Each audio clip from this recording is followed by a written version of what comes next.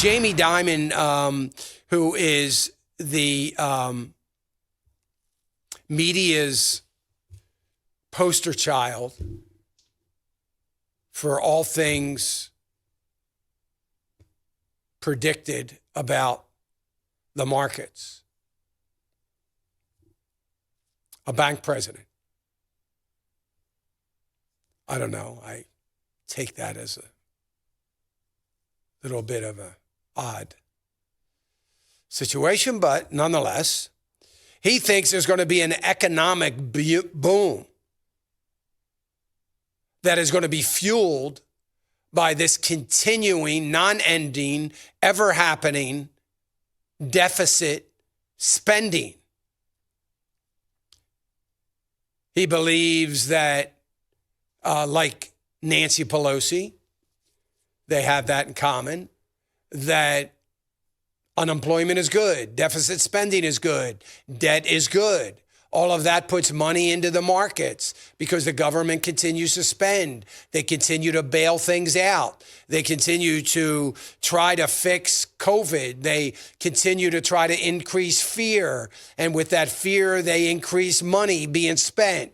And all of that is good. Vaccines are coming out. They're going to be spending money on boosters for the vaccine. So if you already got the vaccine, you're not out of the woods because you're going to have to get a booster. Not only are you going to have to get a booster, you're going to have to get a booster every day, every year for the rest of your life. You're going to get a booster for COVID-19 long after it's going because you got to get that booster. If you don't get the booster, it's going to come back and you're going to die.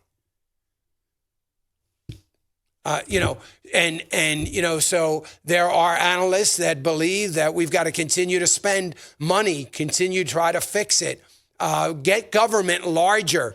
Ian Patrick on the air earlier in the second hour at the beginning, talking about this government spending that is going to continue. And, the vaccines and what the news is of the vaccines with the government continuing to create as much fear as they possibly can. As long as everybody is fearful, look, how many of you have run and gotten a vaccine? And soon as they start saying, supply is going to be hurting. What was the vaccine? I think it was the Johnson & Johnson vaccine where they had to ship back a whole bunch of vaccines because they were found to be ineffective. I guess they got warm or something. So, and everybody's, well, oh no, what is that going to do? Is there a shortage? Am I going to be able to get the vaccine? I better go get in line. I don't want to wait in line, but I better go get in line.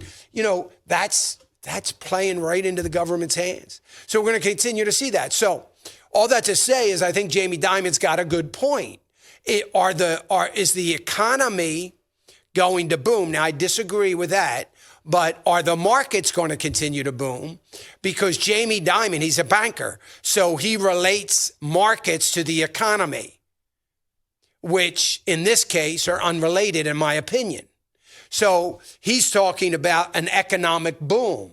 I don't know about an economic boom. I find it hard to believe that in the light of how we are playing everything into China's hand, I don't know that we can have an economic boom. I don't know that we're going to have an economic boom when there are 7.2 million job openings. That is a record since 2013, I think. 2016.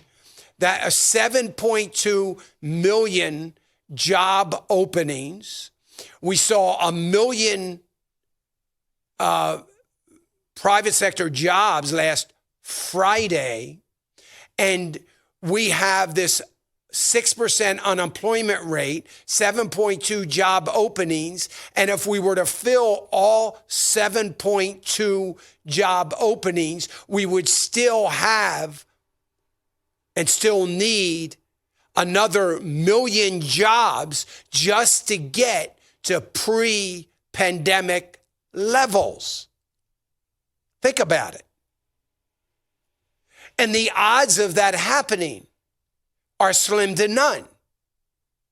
So I don't think there's an economic boom because during the Trump administration, we had 7 million, 7.1, 7.2 million job openings. That was over 2 million more openings than we had people to fill the openings because we were that far over full employment. That is an economic boom. I don't know we're seeing an economic boom.